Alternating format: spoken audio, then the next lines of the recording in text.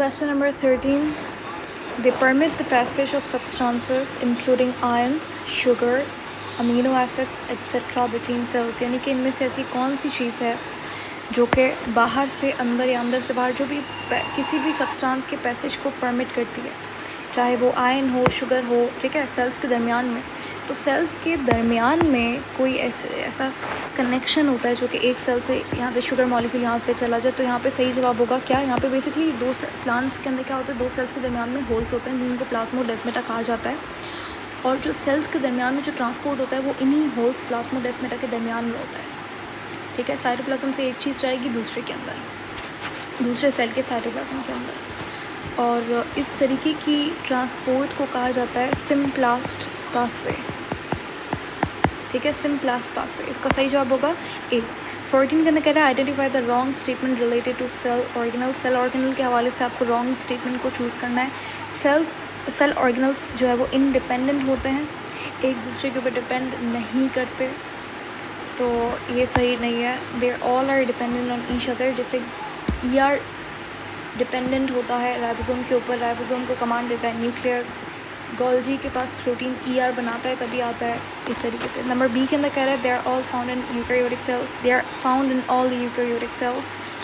तो cell organelles हाँ eukaryotic cells के अंदर होते हैं। और I am sorry, number A के अंदर हमने थोड़ा सा मिसअंडरस्टैंडिंग होगी कि इंटरडिपेंडेंट लिखा हुआ है, तो ये बिल्कुल सही है। हमें रॉन्ग स्टेटमेंट को चूज़ करना है। अच्छा, थर्ड के अंदर कह रहे हैं they are mostly internal and small in size. Of course they are, of course cell के इनसाइड होते हैं और साइज़ में बड़े छोटे होते हैं। सिर्फ और सिर्फ मल्टी सेलुलर ऑर्गेनिज्म के पास होते हैं, तो ऐसा बिल्कुल भी नहीं है। ये स्टेटमेंट यहाँ पर सही है, रॉन्ग है ये। अब ये हमारे पास यूनिसेलुलर ऑर्गेनिज्म के अंदर भी पाए जाते हैं। आप अगर एग्ज़ाम्पल लें एल्गा का, तो उसके पास भी किसी के पास कुछ हो ना हो लेकिन न्यूक्लियस तो हर किसी के पास होता है। प्रोकैरियोटिक के पास भी प्रॉपर न्यूक्लियस ना हो लेकिन उसके पास भी DNA RNA तो होता ही है साइटोप्लाज्म के अंदर, सही है। तो बेसिक ऑर्गेनल तो हर किसी के पास होगा। यूनिसेलुलर ऑर्गेनिजम्स के पास भी ऑर्गेनल्स होते हैं, कुछ ऐसे यूनिसेलुलर हैं। एल्गा के पास ऑर्गेनल्स होते हैं, ठीक है। और इसके अलावा हमारे पास प्रोटिस्टा के अंदर बहुत सारे डायटम्स हो गए, डायफ्लैजिलेट्स हो गए, इनके पास ऑर्गेनल्स होते हैं, कुछ ऑर्गेनल्स होते हैं। अच्छा, 15 कहना कह रहा है dash is concern with cell secretion. Cell secretion से कंसर्न कौन सी चीज़ होती है? तो यहाँ पर सही जवाब होगा option number D, Golgi complex, यानी कि गोल्जी बॉडी। लाइसोसोम का काम होता है लाइसोजाइम नाम का एंजाइम रिलीज़ करना और उससे ब्रेक डाउन करवाना चीज़ों का। वैक्यूल स्टोरेज का काम करता है, storage of wasteful substance, storage of excessive products. ER का काम होता है प्रोटीन सिंथेसिस, डिपेंडिंग ऑन कौन सा ER है, SMR है या फिर RER है।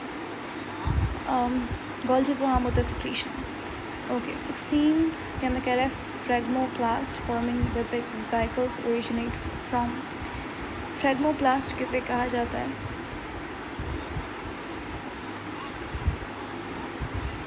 दो, जैसे एक सेल है, सेल के अंदर पहले दो सेल डिवीजन हो रही है, दो न्यूक्लियस बने, फिर यहाँ पे साइटोकाइनेसिस होता है।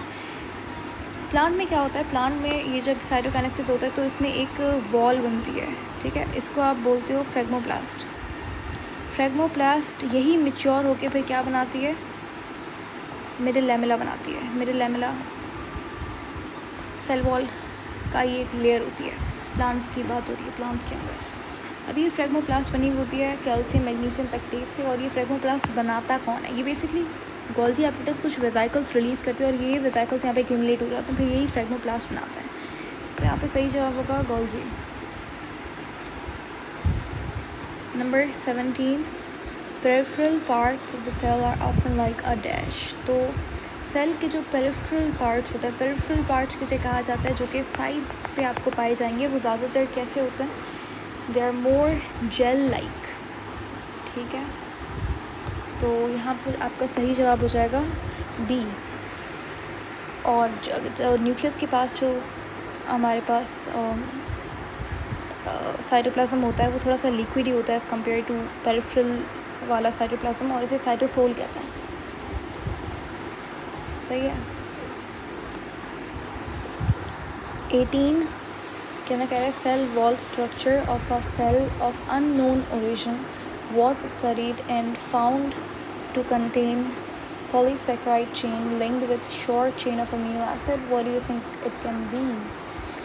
तो यानी कि सेल वॉल का स्ट्रक्चर, एक सेल, एक अननोन सेल, हमें नहीं पता वो सेल कहाँ से आया, उसके सेल वॉल का स्ट्रक्चर हम स्टडी कर रहे हैं. हमें ये पता लगा कि उसके अंदर पॉलीसैकेराइड चेन है जो कि छोटे छोटे अमीनो एसिड्स की से बनी हुई है. छोटे छोटे अमीनो एसिड्स उसके साथ लिंक्ड है. अभी यहाँ पे पॉलीसैकेराइड की चेन है और वो किसके साथ लिंक्ड है, वो अमीनो एसिड के साथ लिंक्ड है. अच्छा, तो सेल वॉल की बात हो रही है. पहले तो सेल वॉल इसमें भी होती है, इसमें भी होती है. सेवंजाई के अंदर सेल वॉल बनी हुई होती है काइटिन की, तो ये तो जवाब नहीं होगा. उसके बाद एल्गा की सेल वॉल बनी हुई होती है सेल्यूलोज, तो ये भी ऑप्शन नहीं होगा. कॉर्टेक्स सेल और बैक्टीरिया, बाकी हमारे पास ऑप्शंस लेफ्ट ओवर जो ऑप्शंस हैं. अगर बात करें बैक्टीरिया की, तो बैक्टीरिया की सेल वॉल बनी हुई होती है पॉलीसैकेराइड से, पेप्टाइडोग्लाइकन से बनी हुई होती है. ठीक है, पेप्टाइडोग्लाइकन. और पेप्टाइडोग्लाइकन एक ऐसा स्ट्रक्चर है जो कि पॉलीसैकेराइड्स और अमीनो एसिड्स के मिलने से बनता है. तो यहाँ पे सही जवाब होगा बैक्टीरिया. ठीक है. 19 कहना कह रहा है pick up correctly matched pair. यहाँ पे आपको सही पेयर को चूज़ करना है. अब देखो, सेल वॉल नॉन परमेबल होती है, सेल वॉल हमारे पास फुली परमेबल होती है. प्लाज्मा मेम्ब्रेन डिफरेंशिएटली परमेबल होती है.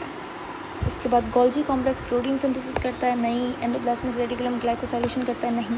ग्लाइकोसाइलेशन गोल्जी बॉडी करती है. तो यहाँ पे सही जवाब होगा बी. डिफरेंशिएटली परमेबल का मतलब है पार्शियली परमेबल. ठीक है, किसी सब्सटेंस को आने देगी, किसी को नहीं आने देगी. 20 के अंदर कह रहा है टोनोप्लास्ट बाउंड्स विच ऑर्गेनल. टोनोप्लास्ट वैक्यूल के इर्द गिर्द जो सेल मेम्ब्रेन, यूनिट मेम्ब्रेन होती है. ठीक है, यूनिट मेम्ब्रेन.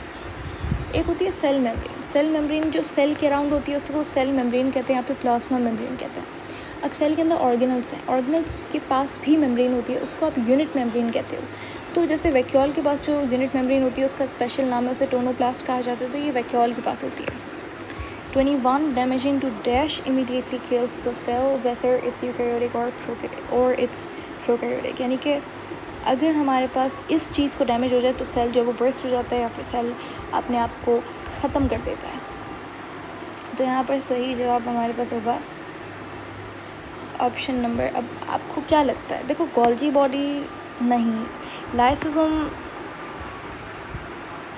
के ख़त्म होने से सेल नहीं मरता. ये डिपेंड करता है कि अगर साइटोप्लाज्म, देखो लाइसोसोम अगर किसी ऑर्गेनल के साथ अटैच होकर अपने एंजाइम्स को रिलीज़ करे तो सिर्फ वो ऑर्गेनल की डेथ होती है. लेकिन अगर लाइसोसोम अपने एंजाइम्स साइटोप्लाज्म के अंदर रिलीज़ कर रहा है तो पूरा का पूरा सेल डाई हो जाता है. इसको सुसाइड ऑफ सेल कहते हैं.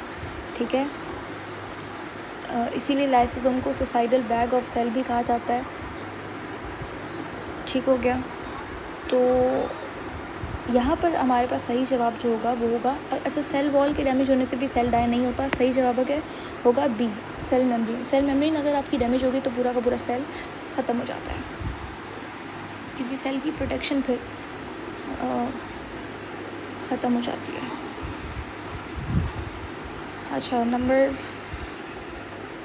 I guess it's number 22. The soluble part of the cytoplasm or fluid that remains when all organelles were removed known as. अगर सारे के सारे ऑर्गेनल्स को आप रिमूव कर दें तो हमारे पास जो साइटोप्लाज्म का फ्लूइड पार्ट या फिर सॉल्यूबल पार्ट रह जाएगा पीछे, उसे आप क्या कहते हैं? उसे आप कहते हैं साइटोसोल.